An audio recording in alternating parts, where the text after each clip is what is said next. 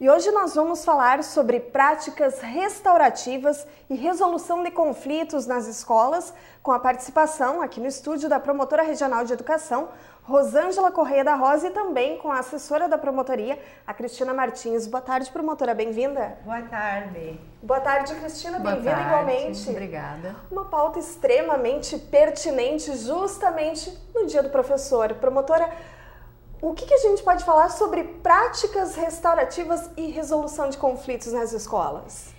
Pois é, nos trabalhos com as secretarias municipais de educação, escolas e coordenadorias, no que nós chamamos seminários de planejamento e monitoramento da Promotoria Regional de Educação, tem sido levantado que os conflitos dentro das escolas, eles têm sido um problema, um entrave muito grande para o aprendizado dos alunos, né? E o que nos levou a buscar uma proposta de trabalho de como fazer um alcance, né? Um trabalho que, na verdade, a Promotoria Regional de Educação com o colega Antônio Augusto já vinha fazendo uma sensibilização dos professores, mas a gente percebeu que essa sensibilização, avaliando com a nossa assessora, com a Cristina, os professores vinham, se entusiasmavam e passavam. Então aí surgiu a ideia de fazer uma capacitação que exija uma atividade prática realizada nas escolas.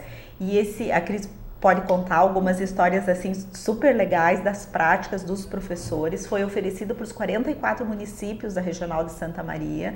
Nós temos 2 turmas funcionando, com em torno de 70 professores e secretários de educação realizando essa atividade.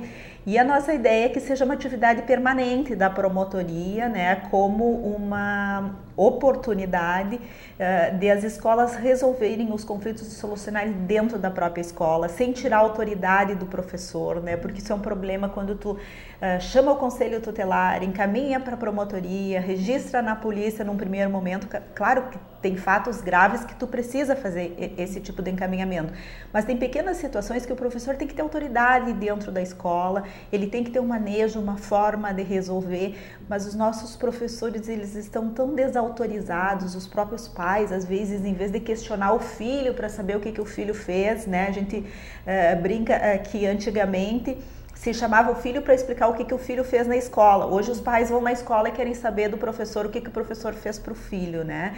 Então poder resgatar um pouquinho isso dentro da escola, dentro da sala de aula, o professor é a autoridade e ele tem que ter condições técnicas para resolver os conflitos, para que ele possa ensinar, né? Para que ele possa efetivar o aprendizado, que é o objetivo. Mas se tu tá ali resolvendo problemas, tu não vai conseguir trabalhar. Então a nossa proposta de trabalho é um pouquinho isso, e nós pensamos em apresentar hoje aqui, até como um presente para os professores, dizer que o curso vai acontecer o ano que vem de novo, né? E de que a promotoria vê nessa solução uma forma da gente trabalhar junto. Vou conversar então com a Cristina para saber, nesse trabalho direto com os professores, no panorama que a promotora apresentou justamente de um professor, por vezes até temeroso, afinal de contas, ele é desautorizado por algumas práticas. Como chegam os professores até o curso, Cristina? Qual é o teu maior desafio justamente para capacitá-los, para motivá-los para um processo de resolução de conflitos, acreditando no potencial do professor? Bom, primeiramente eu gostaria de desejar um feliz Dia dos Professores, né, para todos, inclusive eu, a doutora também, que é uma educadora. E o nosso objetivo com esse curso é justamente esse, é poder cuidar desse professor, é estimular a autoestima dele, né? Porque se diz que o professor não está sendo respeitado da forma que é, mas nós também precisamos resgatar isso nele.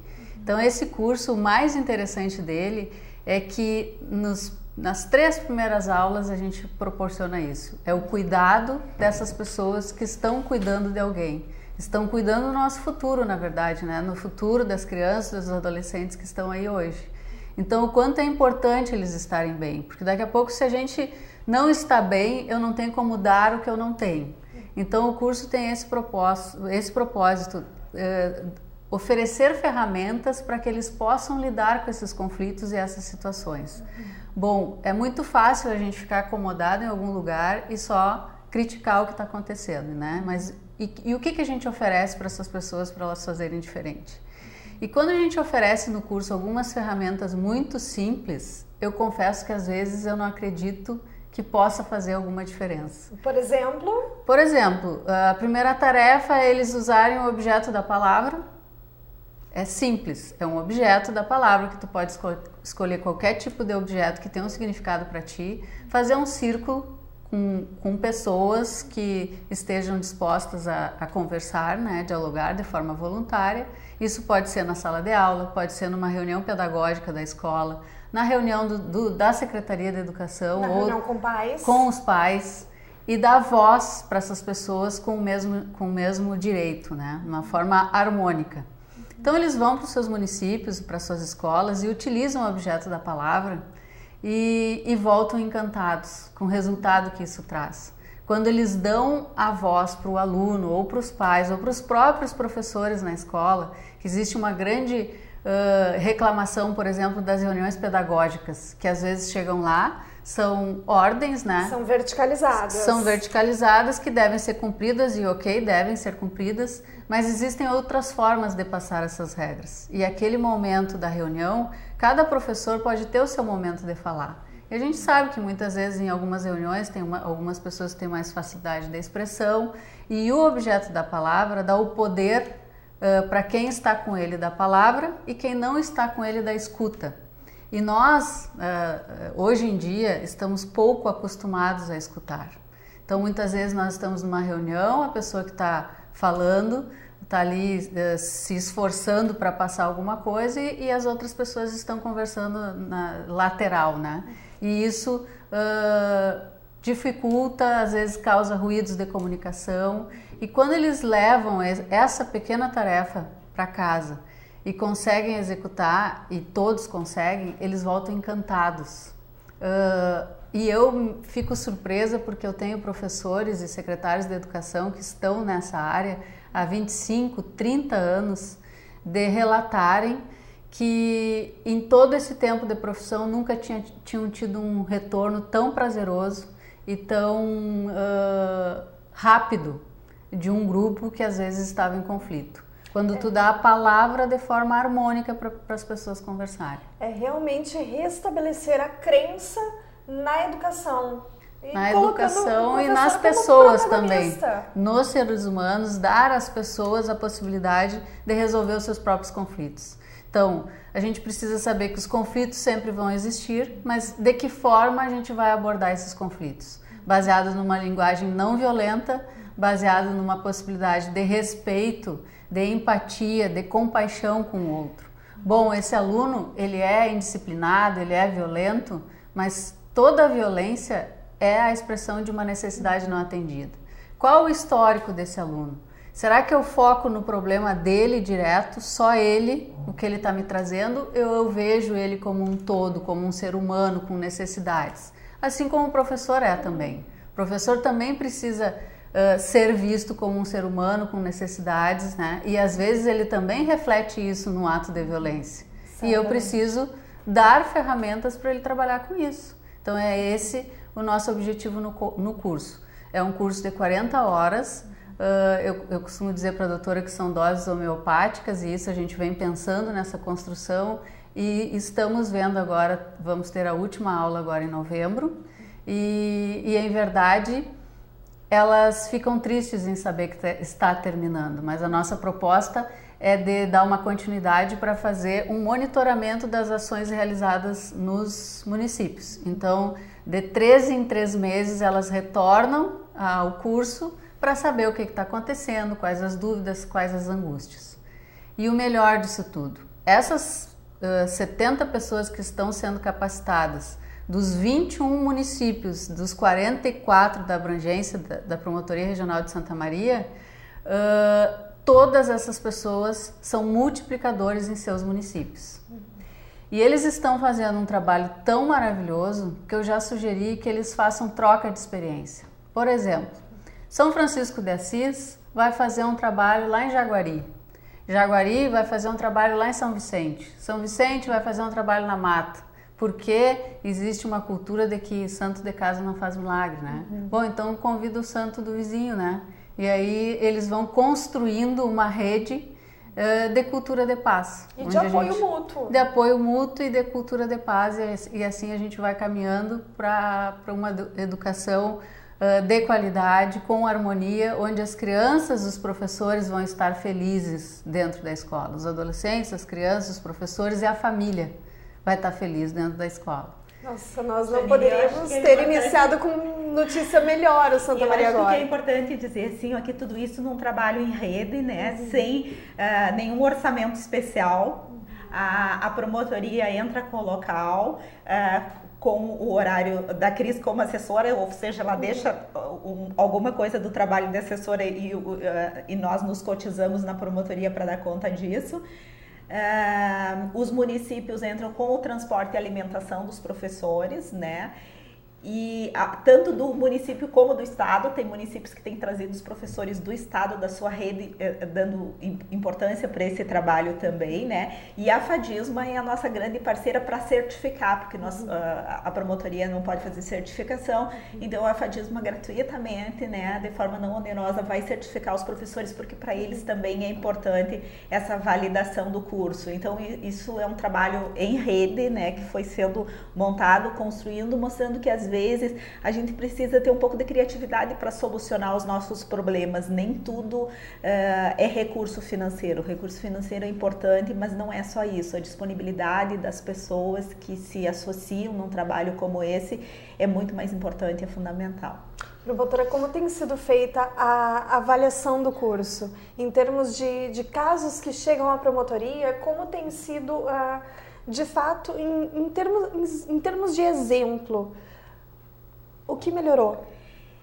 Na Promotoria Regional de Educação, nos casos individuais, nós usamos a técnica porque a gente dispõe da Cris na assessoria, né, com toda essa capacitação. Então, a gente tem tentado, nas audiências, não fazer audiência individual, ouvindo uma pessoa ou outra, mas chamar todo o grupo envolvido, pessoas que atendam aquela criança, além da família, que às vezes se culpa, né? A família não faz, mas às vezes a família tem uma situação tão precária, tão limitada, que ela também precisa de ajuda do resto do grupo para conseguir educar os seus filhos, né?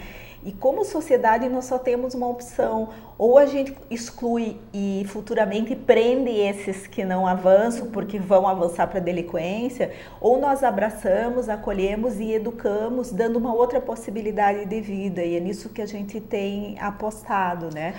E casos assim históricos de abandono escolar, de questão de FICAI, a gente tem conseguido nesses espaços, nessas reuniões, nessas audiências que nós chamamos de coletiva, fazer com que todo o grupo se comprometa para que eles voltem. Um dos casos assim que eu tenho orgulho desse trabalho é na questão das adolescentes grávidas, né? Porque é uma situação de exclusão da mulher, da escolaridade, futuramente da profissionalização. Elas engravidam e aí saem da escola como se tivesse vedado, como se não pudessem mais, né? E quando tu reúne o grupo, consegue achar uma creche, né? Um outro acha uma outra possibilidade, a família ajuda, elas podem voltar.